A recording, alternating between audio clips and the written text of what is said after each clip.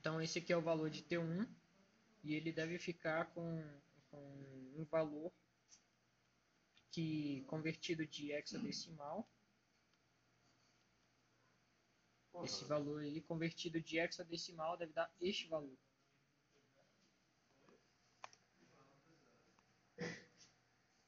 E, embora não iremos realizar a conversão, lógica similar acontece com T2, que vem a seguir.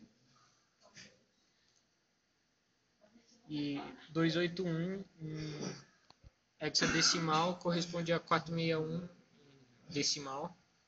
E aí a gente vai fazer o produto dos dois. E independentemente do que ocorre, o próximo valor a ser alterado é T0, que embora esse seja o código de erro de V0, não tem nenhuma relação entre os dois. Vamos lá. Pronto, agora o que aconteceu foi o seguinte. Esse é o valor atualizado de T0 e foi executado sobre T0 a instrução mfhi. E como eu havia dito já, o produto desse com esse número, escolhidos estrategicamente, joga 1 no registrador high e 1 no registrador low. E em seguida nós queremos fazer essa comparação, este BNE, e se houver sucesso, T9 será incrementado mais uma vez. E aí ele vai passar de 10 em hexadecimal para 11 em hexadecimal.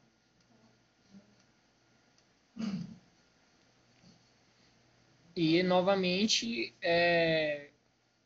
faremos um teste similar, só que dessa vez é MFLO, só que T0 vai continuar com o mesmo valor, porque ele recebeu 1 no teste anterior. Então apenas devemos incrementar T9 para 12 em hexadecimal. E agora nós vamos executar a instrução SLL sobre T0, que deve fazer com que T0 passe a ser 2. Observe aqui.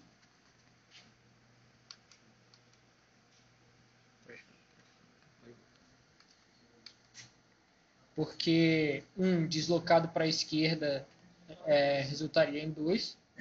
E aí, se a gente fizer uma comparação com T7 de back, deve falhar, porque T7 permanece como 1. Então, T9 vai ser incrementada e passará a ser 13. E agora a gente vai fazer um SRL num bloco comum. E aí o valor de T0 vai voltar a ser 1. A gente vai comparar novamente com o T7, que permanece 1 como desde o início. E se tudo der certo, o T9 passa a ser 14. Que foram essas três instruções executadas. T0 passou a ser 1, comparou com o T7, e o T9 passou a ser 14. E agora nós iremos executar um SLT, onde T1 ainda possui um valor muito grande, que foi aquele 67.00417 foi colocado. E o BNE, portanto, não deve ser bem sucedido em nos mandar para o erro se T0 for 1, já que T7 continua como 1. Então, isso aqui, T9, deve passar para 15.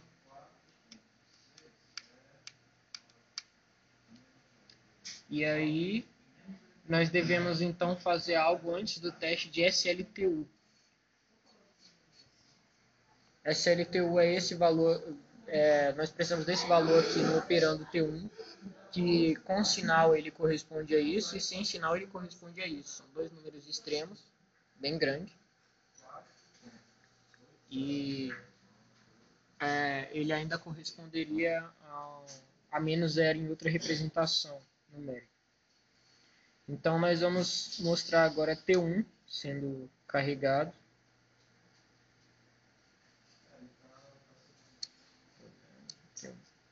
Sendo carregado com esse valor. Observe, 8, vários zeros, então 1. E se o SLT1 for bem sucedido de forma similar ao SLT que foi executado antes, T9 deve ser incrementado. Então nós vamos ver agora o resultado dessa comparação.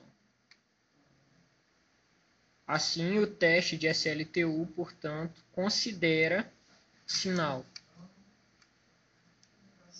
Não é só novamente o SLT com outra instrução. É o SLTU considerando o sinal também na comparação, que inclusive em overclock talvez desse problema. Agora a gente vai fazer um SRA, sendo que T2 deve ter permanecido como 641 na base decimal até então, e salvar esse valor em T0. Está aqui T0. Aliás, antes está aqui T2. A gente vai fazer o SRA e salvar em T0. Então, como pode ver, o número 9 mostrado ali no SRA tinha um propósito, não foi por acaso. T0 permanece da mesma forma. E agora vamos assistir T9 sendo incrementado de 16 para 17. Antes do div, existe duas etapas que devem ser executadas. Se o multi foi feito para que em Hain ou houvesse 1, em div também foi feito da mesma forma. Basta dividir dois números sucessores, que em low permanecerá 1, em Hain permanecerá 1 também. Sendo que eu escolhi logo os dois números arbitrários, 3 e 2. Não há nada de especial neles. Então a gente vai fazer uma divisão, vai fazer um MFHI, que já foi testado em multi, então não há necessidade de incrementar um ADI aqui. Mas mesmo assim a gente decidiu fazer para que a gente saiba, caso dê um erro em div, a gente saiba em qual etapa foi, se foi na parte menos significativa ou na mais significativa que deu um erro. Então, depois disso executado, será executado novamente em MFLO, e aí a gente vai saltar de 17 em hexadecimal para 19 em hexadecimal se o div for bem sucedido. Vamos lá. 18, 19.